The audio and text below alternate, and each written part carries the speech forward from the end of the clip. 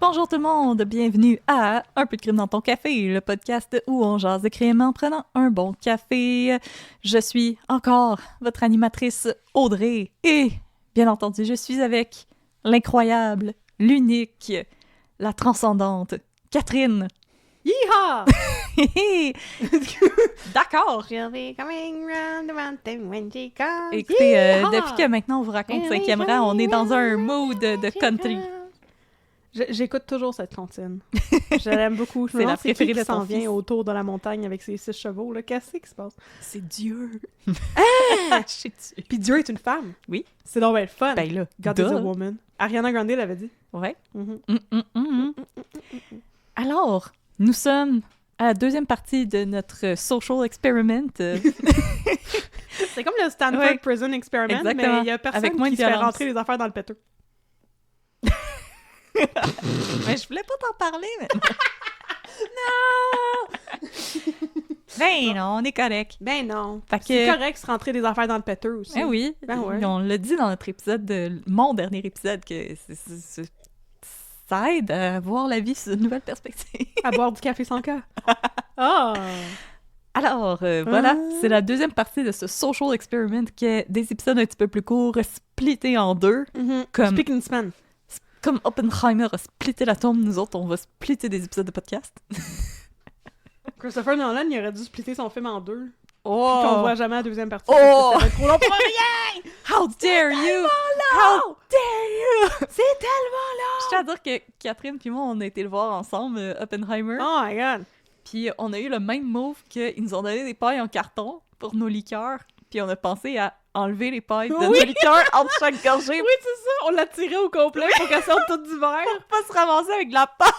C'est comme ça dure 3 heures, là. Faut qu'on se prépare, là. On est prête, on est prête. Ah, oh, ouais. Oui. Fait que nous sommes à la partie 2 du meurtre sordide de Isabelle Bolduc. Mais avant, comme d'habitude, nous allons vous recommander du café. Un café particulier. Un café particulier. Alors, le café qu'on vous recommande aujourd'hui, c'est le café Deadly Grounds. Oh non, le torréfacteur, c'est Deadly Grounds, pardon. Et le café, c'est Dark and Deadly. C'est un café qui nous a été offert par une charmante auditrice pendant notre crime de belle soirée qui a eu lieu en novembre dernier. Alors, merci infiniment, chère auditrice, pour ce cadeau dont nous nous régalons aujourd'hui. Alors, ça dit que c'est 100% gourmet Arabica coffee et ça dit que c'est coffee to die for. Et c'est un café avec une belle étiquette avec des petits pieds de cadavres. Des petits pieds de cadavres brûlés, puis un feu. Écoute, c'est évocateur le matin. Alors voilà, c'est ce qu'on est en train de boire. Et là, Catherine et moi, on ne s'entend pas. Mais vous savez que moi, Non. j'aime les cafés de torréfaction foncée et pas. Catherine, moi, je trouve que c'est vraiment un bon café qui a un goût vraiment de café bien torréfié, un peu comme dans les diners. Catherine n'est pas d'accord. Moi, je trouvais que ça goûtait un petit peu le vieux botch. Mais je dis ça avec beaucoup d'amour parce que hier, je l'ai testé d'une manière différente.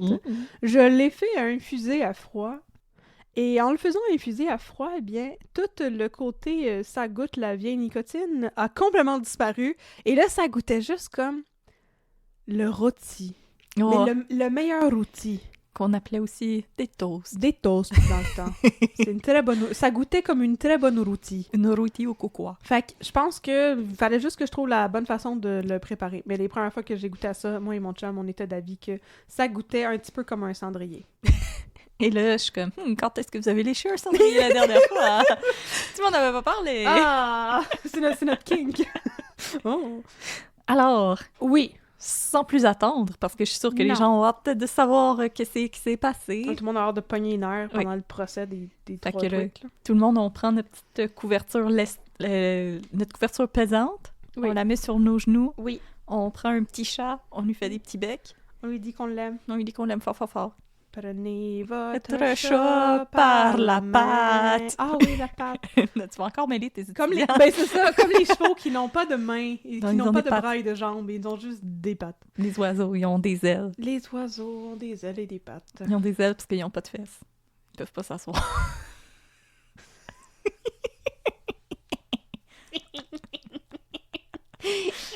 C'est vrai. Alors, je te Techniquement, passe c'est le vrai. micro. Oui, merci. Même si on a chacune un autre, je te passe quand même. Ah, merci, c'est gentil. Le micro. Rebonjour la gang, ici Yeah. Catherine. Yeah. Bienvenue, installez-vous confortablement, on va commencer sous peu. Donc, comme annoncé au dernier épisode, à partir de maintenant, je vais essayer de... Ben là, j'essaye maintenant tout de suite, puis là, si vous haïssez ça pour en mourir, dites-nous-les. N'attendez pas à votre propre vie. On va arrêter de le faire, c'est correct, calmez-vous. Mais donc, j'ai décidé de scinder ce cas en deux pour vous offrir un épisode plus court et peut-être plus digeste, qui sait, mais toujours aussi pertinent. Qu'est-ce qu'il y a? C'est parfait. Ben, c'est parfait. Digeste, c'était cet adjectif qui me faisait bien Ben, rire. ça se digère plus facilement Ben oui, en miam, 45 minutes de Des crime plus à petites travers bouchées. la gorge que 2 heures. Donc, c'est ça l'idée derrière ça. Ben, donc, aujourd'hui, je vous offre la deuxième et dernière partie de l'histoire du meurtre d'Isabelle Bolduc. Allons-y. Mes sources sont les mêmes que la dernière fois, une pléthore d'articles de la Tribune. Et dans cette partie-ci, je vais vous raconter avec des détails dégueulasses, questions qu'on s'insurge bien comme faut, ce qui est arrivé à Isabelle. Fait qu'il y a trigger warning d'agression sexuelle puis de violence contre les femmes. Il y a surtout beaucoup de pognage de nerfs. D'accord. Donc, quand nous nous sommes laissés la dernière fois, chers auditeurs et auditrices, la police de Sherbrooke venait de procéder à l'arrestation des 3 hommes supposément responsables du meurtre d'Isabelle Bolduc. C'était Marcel Blanchette, 49 ans, commandant. Jean-Paul Bainbridge, 25 ans, et Guy Labonté, 29 ans. Le premier a l'air de quelqu'un qui a vu trop de choses dans sa vie et dont le regard est complètement vide. Jean-Paul Bainbridge a l'air de Victor Krum qui fait du meth. Et Guy Labonté a une coupe longueuil. Et tu te douterais pas que, dans le fond, c'est possiblement un sale tueur. Un sale. Un sale. Les 2 derniers ont été livrés à la police par Blanchette, on s'en rappelle, qui n'avait pas tant de colonnes et qui a été très willing de livrer tout le monde à la police, qui était déjà en arrestation aussi, on s'en Parce qu'il rappelle. voulait avoir ses bros avec lui en dedans. On va voir comment que ça turn out pour eux autres, ça! Partez en dedans. Bon, fait que Marcel Blanchette était déjà en état d'arrestation pour l'enlèvement et l'agression sexuelle de la pauvre Manon Saint-Louis, la livreuse de médicaments du Family Prix. C'est là qu'on est rendu. Fait qu'après avoir livré les noms de ses complices à la police, Marshal Blanchette doit comparaître au palais de justice de Sherbrooke pour les chefs d'accusation concernant ce qui s'est passé avec Manon Saint-Louis. Fait que enlèvement, séquestration, agression, etc. En sortant du poste de police, Blanchette croise l'ancien chum d'Isabelle Bolduc, Jocelyn Simard. Et Jocelyn le reconnaît. Apparemment, les 2 hommes se sont déjà croisés à de nombreuses reprises dans un dépanneur alors qu'ils habitaient dans le même secteur. On apprend aussi que Blanchette y a été vue à de nombreuses reprises à l'Auberge Royale où travaillait Isabelle. En croisant le pauvre Jocelyn Simard, Blanchette lui a dit qu'il regrettait ses gestes. Il tremblote, Mange un char. il a les larmes aux yeux. Mange un char. Il est ensuite envoyé devant le juge où Fuck Blanchette est, selon les journaux, et je cite, visiblement dépassée par les événements. Et la petite parenthèse éditoriale, ça tombe bien parce que moi aussi j'avais les larmes aux yeux et j'étais visiblement dépassée par les événements quand j'ai lu les détails de ce qu'ils ont fait à Isabelle Bolduc. On va en parler plus tard. Entre-temps, on va aussi parler de Jean-Paul Bainbridge et Guy Labonté. Qui sont-ils? Quand Blanchette livre le nom de ses complices à la police, Peux-tu appeler un Uber pour mon chat pour qu'il vienne me rejoindre ici? Juste le tenir dans tes bras. Tiens pas le mien, il va te griffer. Ouais, je sais, c'est pour ça que je connais, je veux pas être tien. Non, il est zéro réconfortant.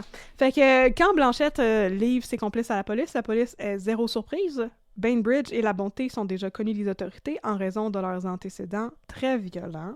Qu'est-ce qu'il faisait dehors, ce monde-là? En 1993, donc 3 ans auparavant, Bainbridge a été condamné à une peine de 30 mois de prison pour une agression sexuelle commise sur une petite fille de 13 ans. 30 mois. Lui en avait 22. 30 mois.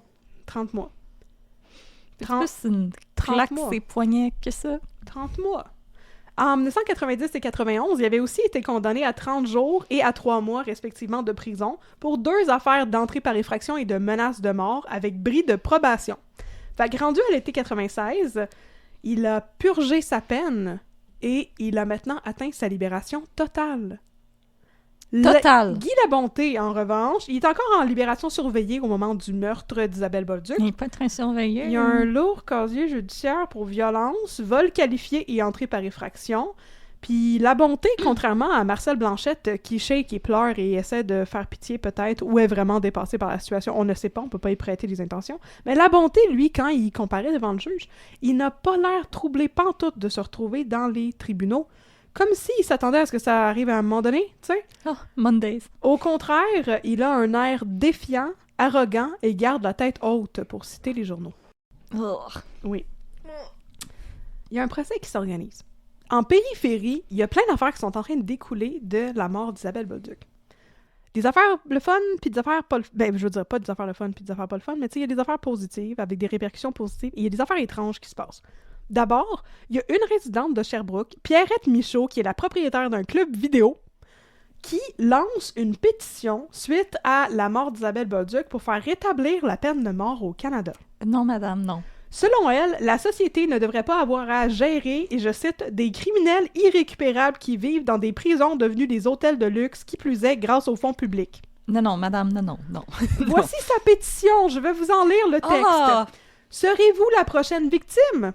Nous, femmes et hommes sains d'esprit, avec 2 P à esprit, parenthèse, esprit, exigeons, suite au meurtre révoltant d'Isabelle Bolduc et du couple Beaulieu-Parent, dont je vous avais parlé, c'est le double homicide de Disraeli, par des maniaques plus que sadiques, que le gouvernement mette ses culottes une fois pour toutes et rétablisse la peine de mort. Nos prisons étant devenues des turbo-sadiques, nos prisons étant devenues des hôtels de luxe, nous ne pouvons continuer de payer pour dorloter de tels maniaques sans plus de conséquences pour eux que d'être privés de liberté pour un temps limité. As-tu récemment voyagé dans une prison, madame? La peine de mort est la seule justice pour ces criminels crapuleux. Citoyens et citoyennes, regroupons-nous afin que ces crapules qui ne peuvent accepter aucune règle de société soient condamnés à la mort. Non. Politiciens, la population en a plus qu'assez et exige que la peine capitale soit rétablie au plus tôt. Des citoyens et des citoyennes écœurés et révoltés du système judiciaire. C'est signé ça. Non, c'est pas la réponse. Il y avait une autre faute aussi que le journal n'a pas signalée.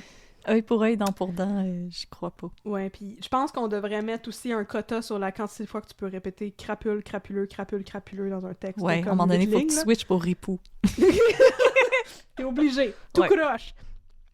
Mais donc, Pierrette Michaud, sa pétition, ça fait jaser beaucoup. Et elle parle, tu m'étonnes. Elle parle aux journaux. Elle affirme que l'idée de lancer cette pétition lui est venue après le double meurtre de Disraeli. Dans un rêve. C'est Dieu! Comme Twilight! Mais non, c'est après le double meurtre de Disraeli dont je vous ai parlé tantôt. Je cite encore Pierrette. « Je pensais à ce crime absolument horrible et je regardais l'accusé, injurié par des curieux, qui leur répondaient de ne pas l'achaler. Je me suis dit que la société ne pouvait tolérer ce genre de criminel maniaque, sadique, crapuleux, qui ne respecte pas les règles de société. » Fin de la citation. Ouais, tu te ris de moi parce que je suis trop intransigeant. Ouais, c'est ça, les crapuleux, les crapuleux, les crapuleux, les crapuleux. Hey. Elle a donc eu l'idée de lancer sa pétition. Les crapauds crapuleux. Les crapauds. Non, laisse les crapauds en dehors de ça! Les crapauds crapuleux et crapoutent. Ils n'ont rien fait, les crapauds! Donc, elle a donc eu l'idée de lancer sa pétition, j'imagine, en direct de son club vidéo, et en une journée, elle a récolté 250 signatures. Elle l'a fait jouer sur les TV, là. Peut-être, Qui joue tout le temps des films d'Adam Sandler. Ah, peut-être! Puis là, elle est beaucoup sollicitée par les médias à cause de ça, puis elle se dit prête à télécopier sa pétition pour qu'elle puisse circuler aux 4 coins du Québec. Mais te l'envoyer par fax! Ah! Pierrette dit aussi que cette pétition, elle la lance parce qu'elle pouvait ressentir chez ses clients, suite à la mort d'Isabelle, une volonté de vengeance. Justement, le journal publie le 16 juillet un vox pop sur la question de la peine de mort. En voici des highlights. À la question « A-t-on raison de relancer le débat de la peine de mort? » Oui. Premièrement, Jean Vocino, un vieux monsieur Dorford, répond « Absolument. J'ai toujours été en faveur de la peine de mort, surtout avec ce qui arrive. Je peux comprendre les personnes qui sont contre, mais jusque-là, ils n'ont rien prouvé. » Ce à quoi je demande, qu'ont-ils approuvé? Qu'avons-nous approuvé quand on est contre la peine de mort? OK. Après ça, il y avait aussi Gloria Sheda C'est mal. C'est mal. Tuer des gens parce qu'ils ont fait des affaires pas fines, Eh C'est ben! mal! Bon, il y a aussi Gloria Sheda qui, à la même question, répond « Je crois que vous devriez avoir la peine de mort au Canada. Les personnes qui tuent parce qu'elles ont un problème mental doivent être placées en institution et bien gardées. Pour les tueurs d'enfants, pas de pardon. » Elle était pas un enfant. Euh, C'était l'enfant de quelqu'un, ben, mais je veux- je veux dire, oui. en termes d'âge. Ben, je veux dire, tout le monde est l'enfant de quelqu'un dans la vie, là. Oui, Sauf les On est clones tous- de Raël. on est tous des enfants de Dieu. On est tous des enfants de Dieu, mais aussi elle dit, OK, on devrait avoir la peine de mort. Les gens qui ont des problèmes, les gens qui ont des enjeux de santé mentale devraient être mis dans des institutions, mais ça, c'est pas la peine de mort. Mais on devrait tuer les tueurs d'enfants. Je sais pas, tu sais, je veux dire, comme tant qu'à y être, si tu te fais approcher pour avoir ta photo dans le journal, avec la ville où t'habites, puis ton nom, puis tout, là, c'est comme, j'aimerais ça avoir une question un petit peu moins hot ticket que ça. Ouais. Fait que, et finalement, Guillaume Lessard-Savoie de Sherbrooke répond « Oui, plusieurs criminels savent qu'il n'y a pas de peine de mort. Alors ils passent 3-4 ans en prison, puis ils recommencent. Ils sont morts de rire. Ils ne se domptent jamais. » Fait que l'opinion populaire semble être à la violence en réponse à la violence. Ne vous inquiétez pas, il y avait aussi des opinions plus mitigées, peut-être raisonnables, on sait pas. En tout cas, Hugo Gerbavaz de Sherbrooke répond « C'est bien qu'on en parle. Il y a des arguments pour et des arguments contre. On peut se dire que la peine capitale coûterait moins cher à l'État, mais personnellement, je trouve qu'elle est immorale. Parle-moi de ça, une réponse nuancée. Hey! Et finalement, Bravo! Isabelle Doré de Sherbrooke répond « C'est bon que le débat soit rouvert parce qu'il y a tellement de cas de meurtre ces temps-ci. Je sais que dans certains États, la peine de mort est en vigueur, mais je ne sais pas s'il y a plus ou moins de violence. » Bonne question. Bonne question, madame. Pour le fun, je suis allée faire une petite recherche. Ah! Puis, selon le US DOJ, le Department of Justice, Oh yeah! il n'y a Le Doge. aucune preuve que la peine de mort dissuade de commettre des crimes. Ah, tu m'étonnes! Ouais, c'est une étude qui date de... Attendez, je vais vous le dire, je l'ai dans mes notes. C'est une étude qui date de 2013. Oui, c'est ça. C'est une étude qui date de 2013. Puis la citation directe, c'est « There is no proof that the death penalty deters criminals. » Fait que, Isabelle, c'est une très bonne question. Et la réponse est... Non. Mais aussi, les gens qui disent comment ça va coûter moins cher à l'État, c'est parce que c'est vraiment long être sur le death row. Oui. C'est un très long processus. C'est pas... Tu sais, je pense que c'est parce que les gens ils ont l'image comme du cinéma, puis le seul film à propos du death row qui me vient en tête, c'est Dancer in the Dark, qui est pas vraiment un bon exemple. Avec Björk? Oui, de Lars von Trier. Ouais. Ok, non, moi, je sais pas, je Ok. pensais à la ligne verte, mais ok. Et on death row pendant comme 2 minutes. Ouais. Puis la ligne verte, mais comme c'est un processus qui est très long, là. Il y a Oh, ouais. des gens que ça va faire 20 ans, là, qui sont on death row, puis qui attendent parce que c'est un long processus. Il peut y avoir plusieurs appels. C'est pas mieux. Non, c'est pas mieux. Puis, justement, Marcel Bolduc, on lui a posé la question parce que, je veux dire, le nom de sa fille il est dans la pétition, tu sais. Ouais. Puis lui, il était comme, non, moi, je suis pas pour la violence, pour régler la violence, parce que, tu sais, Elle va pas revenir. exécuter un innocent de trop, tu sais, un innocent, ce serait déjà un innocent de trop, tu sais. Fait que C'est le risque, je l'ai très bien formulé, mais vous comprenez de quoi je parle. Je veux dire, le risque qu'on fasse erreur sur la personne, il y en a eu des erreurs judiciaires au Canada. Fait que c'est ça, le risque qu'on fasse erreur sur la personne puis qu'on exécute quelqu'un qui est pas coupable, ben ça, pour Marcel Bolduc, c'est plus important que les bénéfices qu'on pourrait en tirer. Bon, parle-moi de ça, quelqu'un qui utilise sa tête. Je l'aime, Marcel Bolduc, on va en reparler aussi. C'est cool. Fait que pendant ce temps-là, justement, j'avais dit, il y a des affaires le fun qui se sont passées, puis des affaires pas le fun. Mais la pétition, c'est comme dans la catégorie des affaires pas le fun Ok. qui se passe. Mais c'était pas le fun. Mais l'affaire le fun, c'est Ok. que Drette, pour vrai, là, le jour même qu'ils ont appris qu'Isabelle était morte, son père a mis sur pied une fondation pour honorer sa fille, s'attaquer à la question des libérations conditionnelles et pour, je le cite, sécuriser les femmes qui marchent dans la rue. C'est la fondation Isabelle Bolduc. Ce qu'elle propose, c'est de travailler en collaboration avec le CALAC, qui est le Centre d'aide et de lutte contre les agressions à caractère sexuel, et de mettre sur pied un comité de surveillance civile au sein de la Commission des libérations conditionnelles, ce qu'ils vont éventuellement réussir à faire pour vrai. Ah! Au nom de sa fondation, Marcel Bolduc contacte Pierrette Michaud pour qu'elle cesse de faire circuler sa pétition, parce que lui, il est contre la peine de mort. Puis, mets-moi pas des mots dans la bouche, madame. Non, c'est ça. Puis là, Pierrette Michaud a dit non. Puis là, Marcel Bolduc, il pose la question dans les journaux, puis il dit c'est pas en créant une justice en parallèle qu'on va venir à bout du problème. La vraie réponse, il est vraiment selon proactif. lui, c'est l'appel au calme. Je sais, c'est un homme vraiment admirable. Puis ça, je suis pas allée creuser, parce que je veux dire, quand j'ai creusé dans le passé de Pierre-Hugues Boisvenu, j'ai appris que, tu sais, il avait été sénateur, il y avait eu des propos controversés, justement sur la question de la peine de mort. Et je suis pas allée creuser, mais dans ce que j'ai lu sur Marcel Bolduc, il y avait rien de parfaitement scandaleux, fait que je pense qu'on peut tout l'aimer. OK. OK, bon.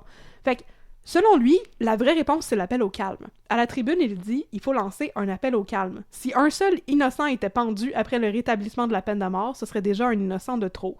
Si c'était un membre de votre famille et qu'il était pendu alors qu'il était innocent, comment réagiriez-vous? C'est vrai qu'Isabelle est une innocente qui est morte gratuitement, mais il ne faut pas réagir avec colère. On ne peut pas régler la violence par la violence. » Fin de la citation. Wow. Wow. Malgré le peu de temps qui s'est écoulé depuis la fondation de la fondation, tu sais, on est genre le 16 juillet, son corps a été trouvé le 7. Fait que ça fait un petit peu plus d'une semaine. Donc, la fondation Isabelle Bolduc a réussi à récolter plus de 15 000 $. Puis c'est Marcel qui run ça, avec sa fille Julie, puis aussi avec Jocelyn Simard, l'ancien chum d'Isabelle, qui s'implique beaucoup dans les levées de fonds de la fondation. Et puis là, il y a un kerfuffle. Kerfuffle. Kerfuffle. Je savais pas comment écrire ça. J'ai écrit kerfuffle, mais c'est pas ça. C'est un kerfuffle. Un kerfuffle entre la Fondation Isabelle Bolduc et Pierrette Michaud. Pierrette Michaud parle au téléphone avec Jocelyn Simard. Elle lui offre ses condoléances et il lui répond qu'elle va recevoir une mise en demeure d'un huissier parce que sa pétition mentionne le nom d'Isabelle puis qu'elle avait pas le droit de faire ça. La pétition nuit à la mission de la Fondation, selon Jocelyn. Pierrette a peur et lui répond qu'elle va la retirer, sa pétition, c'est correct, là. J'ai compris. Et puis là, on est dans un classique He said, she said, parce que les journaux vont voir Jocelyn Simard, puis Jocelyn Simard est comme non, c'est pas ça qui s'est passé pantoute. Il a pas dit que la pétition pouvait nuire à la Fondation, mais plutôt que Isabelle était pacifiste, puis contre la peine de mort. Elle aurait pas voulu que son nom soit associé à ça. Puis il aurait été question du huissier, mais il avait pas fait des menaces. Il avait dit on veut que son nom soit retiré de la pétition. Pas arrête de faire tout ce que tu fais, sinon on lance la police après toi. Fait que dans tous les cas, la pétition, elle est mise sur la glace. D'accord. Indéfiniment. Pendant ce temps, les accusés de tantôt n'ont pas beaucoup de fun en prison. Oh, surtout non. Jean-Paul Bainbridge. #sad. Apparemment, il se fait brasser la cage, comme disent les journaux, par les détenus de la prison de Sherbrooke, au point où il doit être transféré à Parthenay pour sa propre sécurité et gardé en isolement. La Bonté et Blanchette, eux, sont toujours à Sherbrooke. Fait que là, ta théorie de « il voulait avoir ses chums en prison! Jean-Paul Bainbridge, ça n'a pas marché pantoute. Fait qu'ils l'ont enchippé à Parthenay. Ça, c'était le plus jeune, hein? Ouais. La Bonté, il est dans un secteur protégé de la prison de Sherbrooke. Puis Blanchette, pendant ce temps-là, il est en psychiatrie au Centre universitaire de santé de l'Estrie. Il doit être évalué par ordonnance du tribunal. Puis rapidement, il est jugé apte à subir son procès. Ils disent que c'est juste une chiffre molle qui braille quand elle se fait arrêter. Non, mais c'est ça, sérieusement. Non, il a juste oublié sa colonne chez lui. Non, c'est ça. C'est juste un petit peu un mollusque, là. Fait qu'il est apte à subir son procès dès le 20 juillet. Là, c'est statué très vite. Puis les procédures sont remises en septembre. Son avocat a entre-temps quitté le dossier pour se rediriger du droit criminel au droit des affaires. Fait que là, il faut qu'il trouve un nouvel avocat, tu sais. Non, maintenant, il veut juste défendre des buildings. Mais c'est vrai que si je me ramassais avec ce cas-là devant moi, je serais comme... Oh non, maintenant, moi, je défends... Je pense que ceci est le clou de ma carrière. Je défends des sapins. Contre des gens qui un autre sapin, moi! Exactement. Mais je pense que j'en parle pas dans mon script, mais je tiens à le dire. Il y avait un moment que moi, j'ai trouvé assez marquant. Justement, une des fois où Marcel Blanchette, pardon, pas Maurice, était transporté, genre du poste de police à la prison, ou de la prison à la psychiatrie, ou whatever. Il y avait Marcel Bolduc qui est allé le confronter. Puis il y a des photos de lui.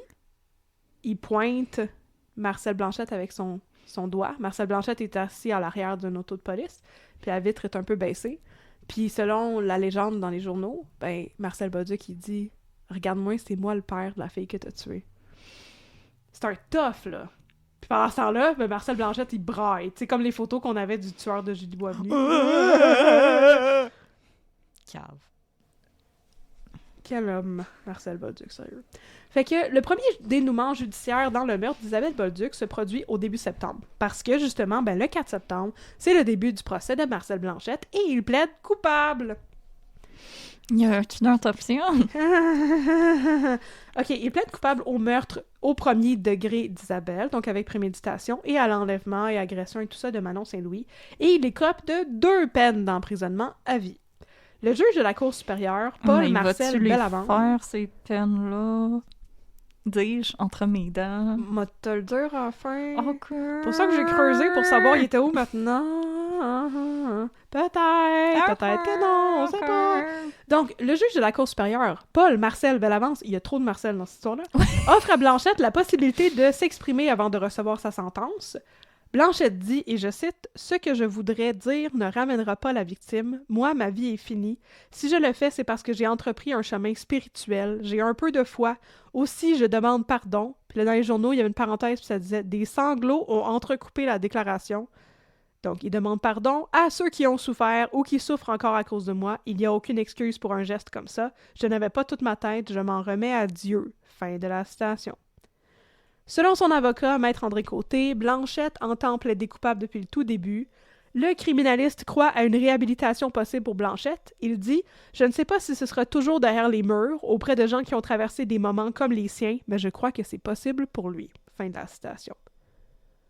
Par la suite, Blanchette est appelée à témoigner contre Bainbridge dans son enquête préliminaire. Puis au début, il refuse parce qu'il a peur de Bainbridge. Puis éventuellement, il est forcé par la cour à aller témoigner parce que c'est lui qui l'a stoulé après tout. Et il accepte de le faire à huis clos. Puis parce qu'il accepte de le faire à huis clos, eh bien, ça va prendre longtemps avant que les détails du meurtre paraissent dans les journaux. Et c'est maintenant, justement, que je vais vous raconter les détails sordides et vraiment dégueulasses et vraiment gratuits du meurtre d'Isabelle Bolduc.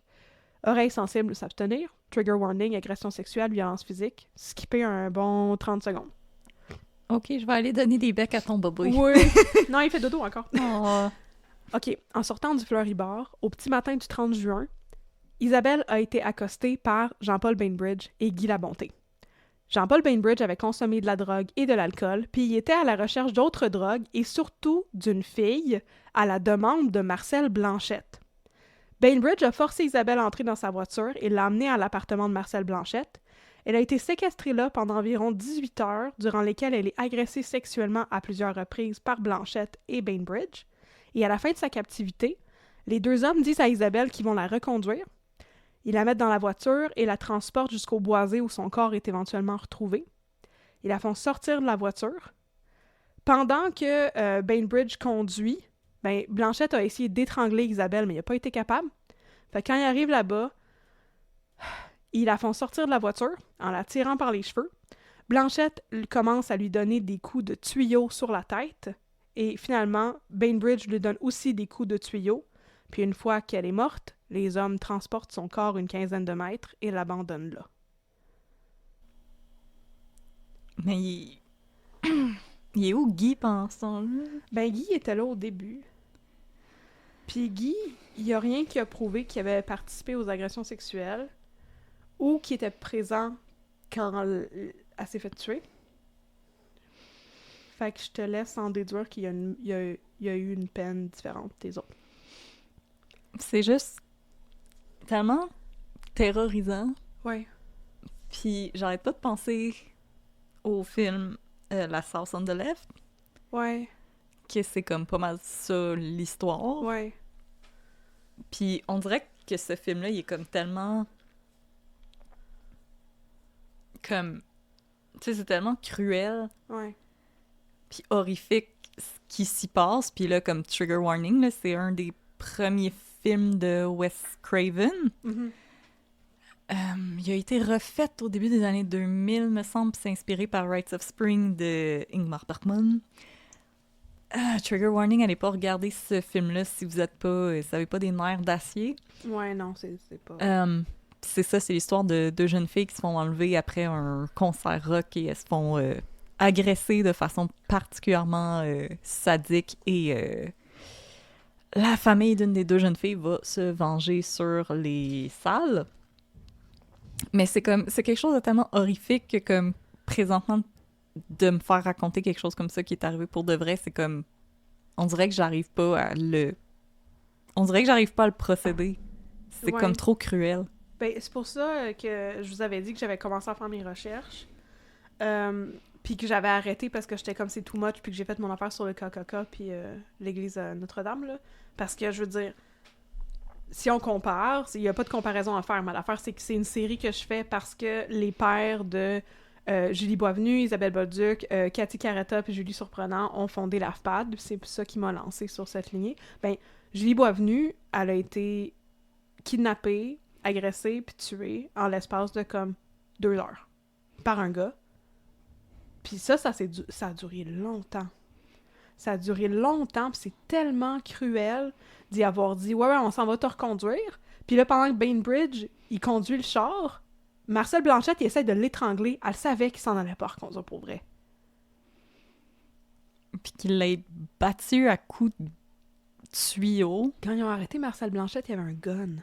C'est tellement cruel. C'est tellement une façon longue et souffrante de tuer quelqu'un. Il y a aucune merci là-dedans, là, tu sais. Il y a aucune pitié, il y a aucune compassion humaine, il y a rien pantoute. C'est comme... Puis c'est juste, il disait aussi que Jean-Paul Bainbridge, là, c'est lui qui a donné les coups en deuxième. Il a continué à lui donner des coups quand elle était morte. Tu sais, c'est d'une cruauté. Ben, des coups sans nom, de tuyau là. en métal, sa tête. Au bout de 3-4, c'est fait. T'offres pas là. longtemps. Non, c'est ça. Ils se sont acharnés sur elle, les deux. Puis là, après ça, ils sont retournés chez eux, puis une semaine après, Marcel Blanchette, il a kidnappé Manon Saint-Louis. Ça n'a pas de sens, là. C'est vraiment... Justement, c'est la définition d'un crime sordide. C'est dégueulasse. C'est ben trop gros pour rien. Puis là, on le sait qu'elle a souffert, tu sais. Mais moi, c'est toute la épouvantable. terreur qu'elle a dû vivre. Ouais. Je suis sûre qu'elle savait là, qu'il allait pas la reconduire chez elle. Là. Ouais. Elle savait qu'il allait la reconduire à un endroit pour se débarrasser d'elle. Là. Puis à ce stade-là, ça faisait longtemps, là. Tu sais, c'était comme le lendemain d'ennui, 18 heures plus tard, là, qu'ils sont allés dans le champ. Fait que c'est comme... Ça faisait tout ce temps-là qu'ils étaient gardés en otage puis agressés à répétition dans un esti d'appartement à Fleurimont, là. C'est comme... Mais malheureusement, nos rappels, si vous faites enlever dans une voiture, faites tout ce que vous pouvez pour laisser des traces que vous avez été là. Ouais. Essayez de vous débarrasser de quelque chose qui est sur vous. Mordre aussi dans la portière parce qu'il va y avoir votre empreinte dedans. Oui. Griffer Oui, vos agresseurs. c'est ça, j'allais dire graffiner en bon français pour garder de l'ADN en dessous de tes ongles. C'est dégueulasse à dire, mais c'est une manière d'essayer de savoir qu'est-ce qui vous est arrivé. Puis là, tu sais, l'affaire qui est, entre gros guillemets, l'affaire qui est le fun là-dedans, c'est que justement, comme on l'a dit, Marcel Blanchette, il n'y avait pas de colonne, puis à la seconde où ils l'ont trouvé, tu sais, moi, je pense que il était sur un death wish, là, tu sais. Il était parti sur un rampage, puis il savait que ça allait finir à un moment donné, parce qu'il a tout de suite passé au cash, puis il a pas du tout, il a pas livré les autres gars pour négocier, il y a eu 2 peines d'emprisonnement à perpétuité. C'est 50 ans de prison, là. Tu sais. Espérons-le. Il est encore en prison aujourd'hui. Ok, cool. Bon, je vais pas te le dire tout de suite, mais c'est ça. Il est encore en prison. Hey. Fait que le 4 décembre, c'est le procès de Jean-Paul Bainbridge. Apparemment, à la dernière minute, il décide de plaider coupable. Peut-être parce que... Il a vu qu'il n'y avait pas de way out. Ouais! Fait que, tu sais, il y a eu tout le procès, parce que, c'est ça, Marcel Blanchette, il a été appelé à témoigner dans son enquête préliminaire, fait que là, j'imagine qu'à un moment donné, quand l'avocat, il a vu tout ce qui s'accumulait comme preuve, ben, il a fait comme, peut-être... on va changer. Au début, Bainbridge était peut-être pas convaincu de plaider coupable, mais il a fini par l'être. Fait qu'il a admis sa participation dans l'enlèvement, la séquestration et l'agression sexuelle d'Isabelle Bolduc. Il admet aussi sa participation à son meurtre, mais lui, il dit que c'est de manière non préméditée. Fait qu'il plaide coupable à homicide au 2e degré. Et finalement, en début avril 1997, Guy Labonté est trouvé coupable de séquestration, mais il est libéré des accusations de meurtre, de complicité d'après le fait et d'abus sexuels. Fait que Bainbridge a la prison à vie. Puis, ben, je veux dire 25 ans, comme on a ici, la prison à vie. Puis Guy Labonté, lui, il a 5 ans. L'avocat de Bainbridge, en août, annonce que son client veut amener sa cause en appel parce qu'il n'y a aucune preuve de préméditation. Il pense qu'il n'a pas gagné parce que j'ai trouvé Mais il a plaidé aucune coupable à trace de ça. deuxième degré. Ouais. Pourquoi tu veux recommencer? I don't know, mais je pense que ça aboutit à rien parce que j'ai trouvé aucune trace de ça dans les journaux par la suite, puis lui aussi est encore en prison. Good. Alors, Guy Labonté demande sa libération conditionnelle en septembre 2000 et c'est refusé. Il est libéré de prison en mai 2002, à la fin de sa sentence. Entre 2002 et 2007, il est arrêté à 4 reprises pour des actes violents, mais apparemment jamais condamné, jusqu'à ce qu'il fasse des menaces de mort à une pauvre employée de la ville de Thetford Mines, ce qui lui mérite une peine de prison de 7 mois. Ensuite, quand il est ressorti de prison, il s'est fait pogner dans un drug bust en 2010, il a refait de la prison. J'ai pas réussi à trouver c'était quoi exactement, mais je pense que c'était des affaires de possession, parce que je sais que c'était un drug bust de coke. En 2017, il est libéré de prison de nouveau, puis en 2019, il y a encore des démêlés avec la justice en raison d'une chicane de voisins autour du pelletage des terrains, durant laquelle il aurait proféré des menaces de mort. Il est arrêté la même année, c'est quelques mois à peine en fait, après, pour violence conjugale. Ah ben et oui, ensuite, je sais pas ce qu'il a fait de sa vie, et aujourd'hui, il a 56 ans, et apparemment, il n'est pas en prison. En 2017, Jean-Paul Bainbridge a fait une demande pour avoir son droit à des sorties avec escorte. Je cite un article de Radio-Canada. Son agent de libération conditionnelle recommandait ses sorties sous escorte. Elle a expliqué qu'après quelques années d'inertie, les choses ont commencé à changer quand Jean-Paul Bainbridge s'est pris en main en suivant plusieurs thérapies et en prenant part à différents programmes. Il est parvenu à développer de l'empathie, à limiter ses intérêts sexuels déviants, il n'a jamais tenté de s'évader, n'a jamais eu de comportement violent ou hostile en prison. L'agente croit que des sorties structurées auraient permis de poursuivre un processus de guérison. à limiter ses déviances sexuelles. Oui. Dans un autre article, j'ai appris que Bainbridge demandait des sorties avec escorte pour se rendre au centre d'amitié autochtone visiter son fils, parce qu'apparemment, au moment du meurtre d'Isabelle Bolduc, sa blonde était enceinte. Ça sonne beaucoup comme le trou de pète qui a tué Julie Boisvenu aussi. Oui. La demande est refusée. Il renouvelle sa demande l'année suivante, mais là, le comité juge que celle-ci n'est pas recevable parce qu'elle n'est pas assez sentie. Fait que c'est bien le fun que son agent de probation a dit que oui, il a développé beaucoup d'empathie et tout. Il se masturbe juste 3 fois par heure maintenant, au lieu de 8. Exactement, puis là, il a beaucoup de compassion pour les gens. Le comité qui évaluait sa libération conditionnelle en 2018, il n'était pas d'accord pantoute avec ça. Fait qu'il y a une chance qu'ils l'ont pas libéré la première fois, tu sais. C'est ça. Le comité juge que sa demande n'est pas assez sentie et que même s'il a fait des progrès, il demeure incapable de dire d'où vient sa criminalité. Et à cause de ça, son risque de récidive est accru. Fait qu'il est pas vraiment en train de prendre ses responsabilités. Il fait juste faire ce qu'il faut pour sortir. C'est ça que le comité a jugé. En 2019, justement, fait que l'année suivante, sa cote de sécurité dans le pénitencier est augmentée après que des agents correctionnels aient découvert des objets interdits dans sa cellule de prison, soit du tabac et un cellulaire. Ah ben oui. Fait qu'il était-tu un détenu si modèle que ça? Peut-être pas. Et en 2023, Bainbridge obtient la permission de faire des sorties avec escorte. Aujourd'hui, il a 52 ou 53 ans. Puis là, c'est là qu'il est encore. Il est encore incarcéré, mais il a droit de sortie avec escorte. Marcel Blanchette, lui aussi, a obtenu la permission de faire des sorties avec escorte en 2023. Il a aujourd'hui 76 ans et un cancer du sang, mais Marcel Bolduc, qui était présent à toutes ces audiences de demande de libération conditionnelle, de sortie avec escorte et tout, Marcel Bolduc s'est dit très déçu de cette décision. Il était à sa 7e libération conditionnelle quand il a tué Isabelle, comme je vous ai dit. Selon Marcel Bolduc, il n'y a rien qui prouve qu'il ne pourrait pas récidiver malgré son âge. Effectivement, c'est pas si vieux que ça. Puis justement, la famille Bolduc là-dedans. En parallèle des procès de 96 et 97, un comité d'enquête a été mis sur pied à la demande de la Fondation, justement, pour enquêter sur la libération conditionnelle de Blanchette et Bainbridge au moment du meurtre d'Isabelle.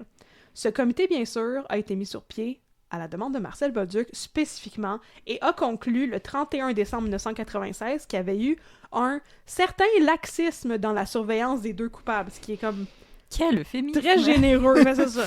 Un petit peu de laxisme. Marcel Bolduc, par la suite, affirme qu'il considère poursuivre les services correctionnels Il va le faire en janvier 1997. Il demande une compensation de 2 millions de dollars et la famille règle hors cours en 2001. Fait que c'est le fun, les services correctionnels ont admis une partie de leur tort, parce que sinon tu règles pas hors cours. Mais par la suite, Marcel Bolduc continue à mettre de la pression pour qu'il y ait des réformes dans le secteur des libérations conditionnelles et que leurs conditions soient resserrées, mais malheureusement pour lui, il ne semble pas y avoir eu de réformes considérables dans le milieu à ce jour. En passant, le Bureau de services correctionnels a aussi enquêté sur l'Étape, la maison de transition où Blanchette avait séjourné. Apparemment, les 2 autres aussi avaient séjourné là. Ah ben... Ouais. Ah ben... La commission a trouvé qu'il y avait eu des lacunes importantes dans la communication et dans les échanges d'informations, namely apprendre que Blanchette était retombée dans l'enfer de la drogue puis pas avoir averti son agent de probation. Ils ont aussi dit que la maison de transition surestimait sa capacité à faire de la réinsertion sociale, mais par contre, comme des bons fonctionnaires qui font leur job, puis c'est ça, le bureau n'a pas formulé de recommandations spécifiques à l'égard de l'Étape. Fait qu'ils ont dit, il y a des gros problèmes dans la manière dont vous gérez ça, mais on n'a aucune idée comment vous pourriez régler ça, puis c'est pas à nous autres de faire ça. Et ça s'est terminé en queue de poisson, ce bout d'histoire-là. C'est décourageant, pareil, hein? Non, mais je suis comme, voyons, est-ce combien de personnes qui vont devoir mourir, là? Je sais pas. Je suis désolée pour le job aux fonctionnaires, là. Vous faites très bien leur job. C'est juste ces fonctionnaires-là que je suis comme, hey, t'aurais pu au moins formuler des recommandations. Il me semble que c'est ça le but de faire une enquête sur quelque chose. Gordon Ramsay arrivait dans ton restaurant en disant « C'est dégueulasse! Il y a de la pourriture partout! Tabarnak! C'est ce que j'avais à dire! Au revoir! » Bye bye, arrangez-vous! OK. En 2005, Marcel Bolduc s'est allié au père d'autres jeunes femmes disparues et assassinées pour créer l'AFPAD, dont je vous ai parlé tantôt. L'AFPAD, c'est l'Association des familles et des personnes assassinées ou disparues. Non, c'est l'association...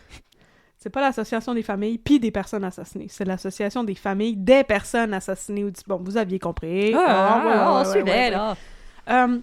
Étrangement, son nom est plus sur le site de l'AFPAD. Y a-t-il eu des frictions avec les autres pères fondateurs? Je ne le sais pas. Mais, à cause de ça, j'ai dû aller confirmer à comme 4-5 autres places qu'effectivement, il avait été impliqué là-dedans, et effectivement, il a été impliqué là-dedans, et il est encore impliqué dans l'AFPAD. Je sais pas pourquoi il était pas listé sur leur site web. Mais donc, c'est la mort de Julie Boisvenu qui m'a mis sur cette piste-là, je vous le rappelle. Fait que je veux réitérer que dans les prochains mois, je vais aussi vous parler de la mort des 2 autres femmes dont les pères sont impliqués dans l'AFPAD, soit Cathy Caretta et Julie Surprenant. L'AFPAD, c'est un OBNL qui offre du soutien aux familles qui ont des personnes disparues ou assassinées pour les aider à briser l'isolement et à reconstruire leur vie. J'aimerais ça qu'on mette le lien de l'AFPAD dans la description de l'épisode parce qu'il accepte les dons. Fait que vous pouvez donner généreusement. Puis justement, reconstruire sa vie, c'est ça que Marcel Bolduc a essayé de faire. En 2001, il a déménagé de Sherbrooke à Drummondville pour justement essayer d'avoir un nouveau départ. Mais il a continué, bien sûr, d'être vraiment très, très, très, très, très impliqué dans toutes les questions qui touchent la protection des femmes et la sécurité des femmes. Très tristement, en 2022, Julie Bolduc, la sœur d'Isabelle, est décédée d'un anévrisme. Elle avait 44 ans. Fait que c'est une autre épreuve difficile à endurer pour cette famille-là qui a déjà tellement souffert. Et malgré tout, Marcel Bolduc continue à militer.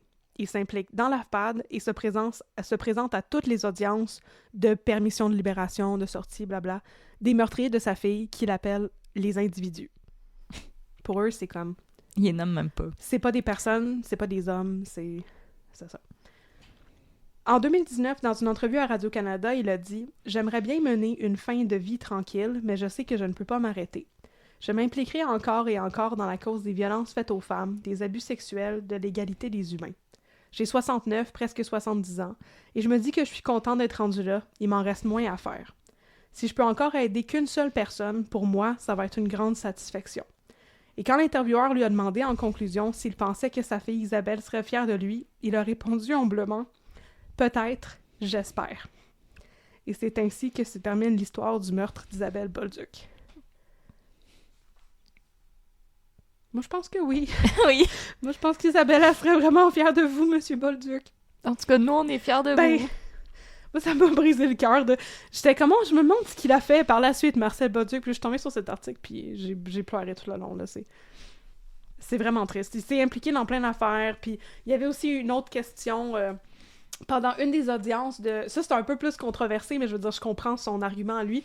Dans une des audiences de Jean-Paul Bainbridge, justement, qui était d'ascendance autochtone, ben, qu'il l'est encore, je veux dire, il est encore en vie puis il est encore en prison, ben, il avait demandé à faire des prières, puis ça avait été permis pendant un de ses comités, tu sais, puis Marcel Bolduc était comme, ben, on n'a pas le droit de faire des prières catholiques, mettons, fait que pourquoi on aurait le droit de faire des prières en général? Fait qu'il a milité beaucoup pour la laïcité. Ça aussi, c'est des affaires qu'il a fait énormément d'efforts, puis les réformes n'ont pas eu lieu, tu sais. Mais il veut continuer de s'impliquer quand même, parce que c'est des choses qui lui tiennent à cœur.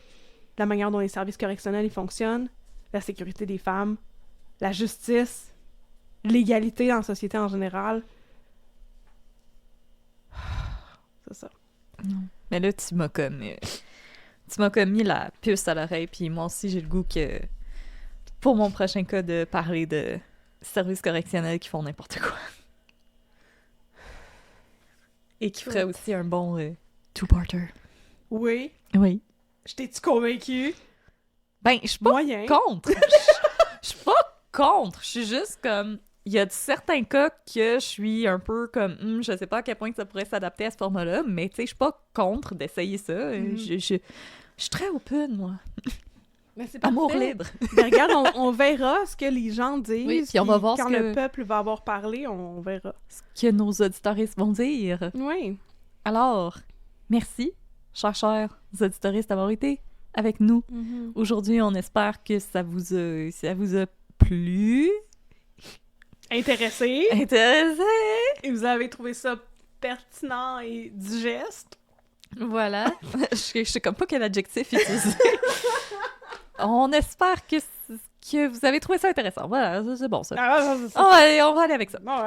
Alors, si vous voulez en savoir plus sur nous, nous sommes sur les réseaux sociaux. Nous sommes sur Facebook, @unpeudecrime, sur Instagram, @unpeudecrime dans ton café. Nous avons un Patreon si vous aimeriez nous soutenir sur le plan financier. Il y a différents tiers pour lesquels vous pouvez vous abonner, qui ont chacun leurs avantages. Et sachez que quand vous êtes sur Patreon, peu importe le tiers auquel vous vous abonnez, vous avez accès à nos épisodes sans les pauses publicitaires. Nous allons saluer nos nouveaux Patreons. Alors, merci Marianne V. Merci. Je m'excuse de la prononciation. Maïwen M. Merci. J'espère que c'est ça. Merci Lydia Fleury. Ah, merci Delphine. Ça, je suis capable de le prononcer. Merci Mélanie Olsen. Et merci Ariel F. Paquette. Alors, on espère Merci que beaucoup. vous aimez vos nouveaux avantages sociaux. Oui. Et n'oubliez pas de venir nous rejoindre sur Discord. Toutes vos assurances. Oui, puis, c'est fun, vous ouais, avez des nouvelles lunettes. Assurance chômage, tout Hey, ça. c'est beau, tout ça. ça qu'on offre sur Patreon, c'est bizarre. Exactement. Le Alors, Patreon du gouvernement du Québec. Tu t'abonnes à 5$ par mois pour avoir plus d'avantages sociaux. arrête, les États-Unis seraient tellement l'argent Patreon des services de santé. Ben écoute, c'est quasiment ça qu'ils ont avec les compagnies d'assurance. Exactement. Voilà. Alors, aussi, si vous êtes sur Patreon, nous vous saluons parce que vous êtes vraiment chouette à discuter avec et on vous aime beaucoup et on pense à vous. Je veux dire, vous êtes chouette et chouette. Mais non, cet adjectif nous Vous êtes chou et chouette. Vous êtes chou et chouette. Alors, sur ce, Oui. on vous dit à Adieu! la semaine prochaine. À dans 2... Oui, à la semaine prochaine, vu que moi, les 2 miens vont être collés. C'est ça. Fait que vous êtes chanceux, parce que là, vous avez Oh. comme 3 semaines Oh. d'affilée de crime. Vous êtes gâtés, OK. Ah!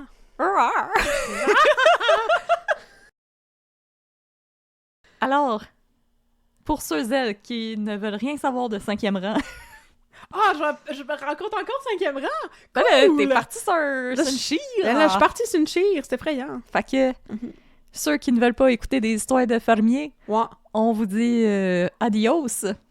Mon Et- Dieu. Pour ceux elles qui veulent des Gracias. histoires de fermiers, On vous dit gracias. on vous dit hasta luego. Non, pas hasta luego. Ben oui, c'est à bientôt. Ah, ok, Parce qu'on... J'étais comme, non, on va les revoir tout de suite. Ben oui, c'est ça, là, tout de Ah, suite. ok. La petite Yeehaw! musique de banjo. Yeehaw! Ting, ta, ta, ting, ting, ting.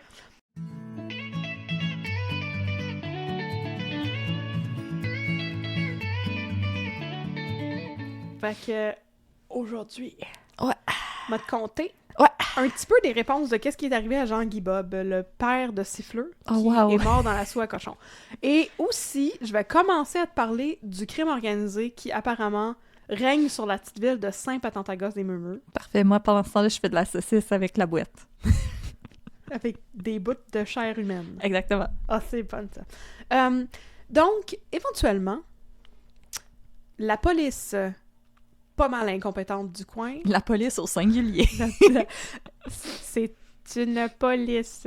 Oui. Oui. Au J'ai même singulier. pas chanté « Bonjour la police » Hey, t'étais pas obligé. dans notre autre épisode. Je sais, mais après ça, je l'avais dans la tête. Fait que j'ai passé comme une grosse journée à juste écouter comme « Bonjour la police », puis « Arrête de boire », puis « I want to pong ». Puis ça rend rap. C'est à peu près ça. Puis après ça, je me tannais d'écouter du RBO. Puis Oh. j'allais faire d'autres choses. Puis là, ton comme fils, une heure après, j'étais comme... partout.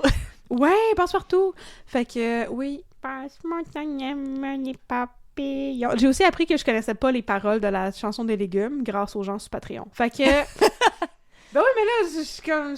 bon, il y en a que je connais. J'ai appris que j'étais vraiment ignare de la compagnie créole. Je peux vous chanter toute la chanson de Bedonden. Ça, c'est correct, je vais peut-être pas me tromper en la chantant. Mais l'affaire des légumes, c'est trop compliqué. Fait que, bref, on Les apprend légumes, c'est trop que... compliqué. Il y en a trop. Mais il y en a plein!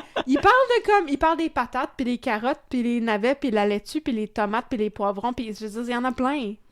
Puis les pommes de terre. Non, mais c'est ça. Il y en a tout plein qui nomment dans tonne, là. C'est super long. Fait que, bref. En tout cas, c'était pas de ça que je parlais pantoute. Je parlais de la mafia qui run 5 Ouais. murmures. Puis la police, la police au singulier, qui finit par réaliser que réaliser est un anglicisme. Mhm. Puis ils passent une couple de jours à juste regarder le site de la vitrine linguistique. Ils sont comme... Puis là, Oh. se faire shame par le site de la vitrine. Voilà. Mais là, non, ils finissent par s'apercevoir que Jean-Guy Bob... Il s'appelle-tu Jean-Guy Bob ou c'est toi qui s'amuse? Non, il s'appelle pas Jean-Guy Bob. Ok, attends, on va trouver son nom. Tu peux continuer de l'appeler Jean-Guy Bob, je sais juste que ça, c'est pas Ben, vrai. c'est le nom que j'ai trouvé pour lui. C'est comme Marie Gatpoche. Bon, fait que, tiens, on va trouver son nom, mais je vais continuer à parler en même temps. Donc, D'accord. Jean-Guy Bob, on a Multitask. appris qu'il avait des liens avec le crime organisé. Oh my god. Et il me semble que c'était des affaires de trafic de drogue. Fait qu'il y avait comme un Il sideline cachait de la drogue dans ses trafic- corons. Non, il cachait de la drogue dans ses camps de chasse. Oh. Où il allait faire le party avec son ami. Mais là, apparemment, François Papineau, il était pas au courant qu'il y avait tout ça qui se passait. C'est juste... Mon Dieu, j'ignorais la présence de toute cette cocaïne. Ouais, je n'étais pas au courant de toute la cocaïne cachée en dessous du tapis dans notre plante. Ah, c'est pour ça que le tapis a cette forme-là. Ah, ben oui, je comprends. Bon, là, je trouve pas sa photo vite vite. Ah, il s'appelait Guy! T'étais pas Il s'appelait Guy Bérubé. loin. Oh, t'étais pas loin. J'étais vraiment pas loin. Donc, Guy faisait affaire avec le crime organisé. Et apparemment, ben, sa mort, ce serait pas une mort accidentelle de... Oups. Il était sous, puis il s'est enfargé dans ses galoches, puis il est tombé à pleine face dans le champ, puis il s'est fait manger par ses cochons. Mais bien qu'il avait été tué par le crime organisé. Puis là, il y a comme un des gars du crime organisé, que là, l'étau est en train de se resserrer. Fait que là, comme tout bon criminel, un petit peu comme Marcel Blanchette dans cette histoire, il pète une fuse, puis il kidnappe Maude Guérin. OK. Il l'amène dans son bunker souterrain, puis là, à un moment donné, il coupe comme l'oxygène. Tu sais, il n'y a plus d'air qui rentre dans le bunker. Tu sais. Fait que là, on sait que ses heures sont comptées, là, puis il faut que la police la retrouve vite, là. Puis là, pendant ce temps-là, il part à courir dans le bois, puis il se fait tuer par François Papineau et Réginald. Mais ça n'a pas rapport avec les patchs de fentanyl. Laissez-moi vous conter l'histoire des patchs de fentanyl. Je vais juste laisser ça comme ça plane. Ah, OK. C'est correct que la police trouve Maude Guérin. C'est le personnage ok. principal de l'histoire, elle va pas mourir, on le sait. Bon. Pendant ce temps-là... Luc Diane qui te regarde. Mais là, quand que la police commence à enquêter du côté du crime organisé, là, tout à coup, il y a comme un gars lié au crime organisé qui est retrouvé dans un char, puis il est mort, puis il y a comme genre 45 patchs de fentanyl dans le dos. Puis c'est comme, Oh. je me demande ce qui s'est passé. C'est une nouvelle forme de thérapie. Est-ce que c'est une overdose accidentelle de 45 patchs de fentanyl dans le dos? Mais ça m'arrive si souvent de faire Comme la une madame erreur qui de oubliait dosage. ses verres de contact dans le stade. Il Oui. oubliait qu'il y avait déjà un patch de fentanyl. Il avait oublié, puis il en mettait un autre. Puis après ça, il a oublié, puis il en mettait un autre. Mais tu te rendrais pas à 45, tu mourrais bien avant ça. Ouais. Fait qu'en tout cas, là, quand ils réalisent ça, ils sont comme, mais d'où ça vient cette fentanyl? On est à Saint-Clinclin des Murmures. Qu'est-ce qui se passe? Et ils réalisent qu'ils s'aperçoivent. C'est fugueuse, ça s'est rendu jusque-là. Non, c'est pas fugueuse, OK? OK. C'est pas fugueuse. Ils s'aperçoivent que le stock de fentanyl du vétérinaire est en train de baisser dramatiquement. Puis là, qui travaille au vétérinaire? Kim, la fille de Guy, qui a possiblement été tué par le crime organisé. Shocking! Est-ce qu'elle a volé du fentanyl pour tuer quelqu'un du crime organisé? Ah! La réponse est... Je m'en rappelle pas. Mais il me semble qu'elle avait rien à voir là-dedans, puis qu'en fait, c'est son chum qui volait du fentanyl pour le dealer. Fait que c'est pas lui qui avait tué le gars, mais il volait des patchs de fentanyl à la clinique de vétérinaire. Puis son chum s'appelle Jean-Michel. Parce que tout le monde le sait de stats que tu commences par prendre la pinotte, puis la semaine d'après, tu te colles des patchs de fentanyl sur le chest. C'est vrai que c'est ça qui se passe. Au début, je pensais que tu parlais du District 31. J'étais comme quoi? Oui, non, c'est vrai, c'est ça qui arrivait à Figueuse. Oui. Ouais, c'est vrai. Fait que c'est pas mal dans cet enfer-là qu'était sombré le chum de Kim. Mais Oh là, non. à cause de ça, la police était sûre que Kim avait quelque chose à voir là-dedans. Qu'elle était une grande criminelle internationale, comme son père, Jean-Guy Grand Bob. chef bandit. Et qu'elle était une grande chef bandit, comme son père, qui était un grand chef bandit, mais personne s'en doutait, même pas son meilleur ami. Tu sais? Il était talentueux à ce point-là. Mais finalement, elle avait rien à voir là-dedans. Mais avec toutes ces affaires-là qui se passent là, un gars du crime organisé se fait tirer dans le bois par François Papineau puis Réginald. Il essayait de tuer un écureuil Un pour son autre souper. gars du crime organisé se fait tuer avec des patchs de fentanyl dans le dos. Là, le crime organisé débarque en ville. Puis le crime organisé, c'est des Italiens Of course. qui sont tous interprétés par des comédiens qui sont pas italiens pantoute. Et Ciao, qui ciao! viennent s'établir dans un garage. Ils ont même pas demandé à Mathieu Boiron. Non, il n'y a pas de mal. Je suis occupé à bâtir des valets! Il y en avait un qui s'appelait... Il y avait un des gars du crime organisé qui s'appelait Luca.